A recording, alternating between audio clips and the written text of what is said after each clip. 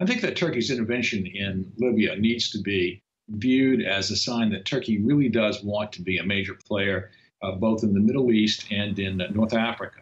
And I think that's really as much as anything behind President Erdogan's actions. Turkey sees itself, along with Iran, Saudi Arabia, and Egypt, as one of the four leading voices in that region. And I would take this as a sign of confidence that Erdogan has in himself and a vision that he seems to be pushing that would extend the influence of Turkey. And I would have to say that in Libya, his gamble, and that is what it is, seems to be paying off pretty well for Turkey.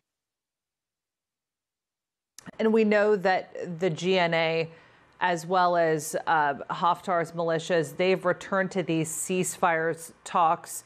But what are the prospects for that, given the concerns about the flow of weapons and fighters going into Libya despite that arms embargo? Well, of course, one of the problems is just what you pointed out, which is that you've got a lot of chaos. And when you have chaos, anything could happen. Haftar's forces have taken serious losses at the hands of Turkish forces, the Wagner Group and other people that the LNA was depending upon to prop it up, have suffered bad and unexpected setbacks from their point of view on the battlefield. And it looks like the GNA has the upper hand.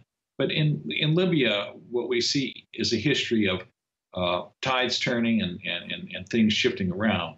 So I don't think you could take anything for granted. But for the moment, the GNA has the upper hand.